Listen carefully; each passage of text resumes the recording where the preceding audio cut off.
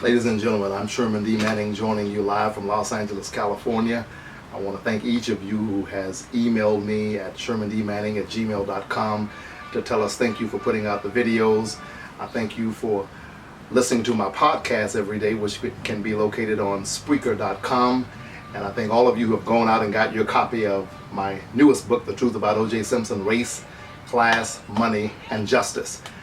This book has a lot about Charles Manson, Eric Menendez, Lyle Menendez, and some of the other infamous killers in this country. I might be the only author in America who has walked and talked with Manson, Menendez, both Lyle and Eric, and these three guys remind me a lot of Donald Trump. Each of them are narcissistic Looney Tunes. They're in love with themselves. I said to Eric Menendez one day that he walked around the prison as if he had done the nation a favor by blowing his mom and father's head off. If you want to find out how to know whether or not you're living next to a Menendez or a Manson, I suggest you get the book The Truth About O.J. Simpson, Race, Class, Money, and Justice. It's not just about O.J., but it's also about the no-J's. More importantly, I want to say to every young man out there, especially to my African-American brothers and Hispanics and any other minorities in this country, even poor whites who are interacting with the police, be very careful when you deal with these guys, because some of these guys are thugs. Some of them are murderous. Some of them are mean-spirited and bitter. And I want to say to you that the most dangerous man you can ever come in contact with is not an ex-con, it's not a broke man, it's not an indigent man, but it is a man who has no vision and a man who has no dream. In Los Angeles, California, every day I'm finding young men who have incarcerated minds and locked up spirits. And we've got to stop that. No matter what you have gone through, no matter what your situation is, you've got to have a dream. And I say to young people everywhere I go, dream. Dream, young America. Dream of teachers who teach for life and not just for a living. Dream of doctors who are concerned about public health and not just personal wealth. Dream of lawyers who are concerned about justice and not just a judgeship. Dream. You know, that's what the Mandela story is all about. Mandela never stopped dreaming. Nelson Mandela had a nice house of his own, but he never stopped dreaming about those who had no house. He kept on dreaming. Mandela had a law degree, but he never stopped dreaming about those who had no degree. He kept on dreaming. He stood up for justice, the downtrodden, the neglected, the unprotected. He kept on dreaming. They locked him up in prison for a crime he didn't commit. For the first 5 years in prison, Mandela couldn't get a visit, but he kept on dreaming. For the first 10 years in prison, Mandela could only see his wife, Winnie Mandela, once every 6 months. But he kept on dreaming. The first 17 years in prison, Mandela couldn't see a newspaper, but he kept on dreaming. The first 22 years in prison, Mandela couldn't see a television, but he kept on dreaming and hoping and yearning and striving. And after 27 years in prison, we saw the jail cell open wide. We saw the stone roll away, and Mandela walked out holding the hand of his jailer.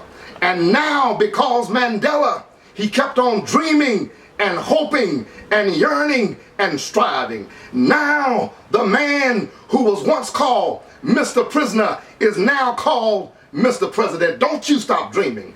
I know it's dark, and I didn't mean to do that, but I know that it's lonely. I know that life can be rough and life can be tough, and sometimes the people that you think will embrace you will turn you away. A young man asked me the other day, what do you do when the church says no? What do you do when Pastor so-and-so preaches a good sermon on Sunday, but refuses to help you on Monday? I say to him, you keep trying. You do the work.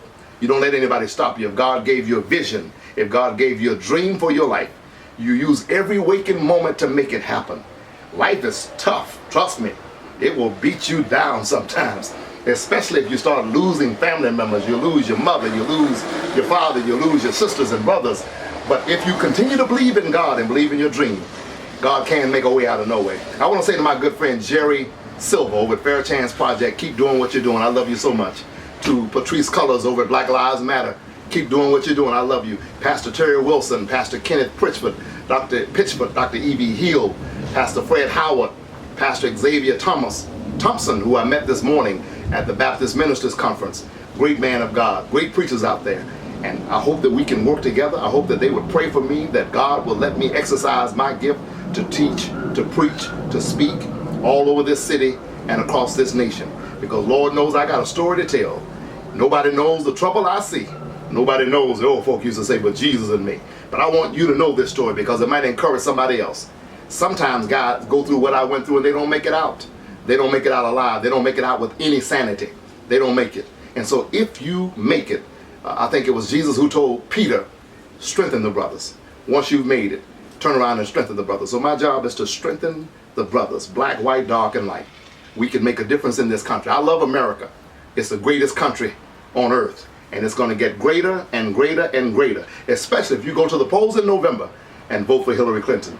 Don't let Donald anywhere near the nuclear codes. He's a racist. He's a fascist. He's evil. He's a misogynist. I could go on and on all day long.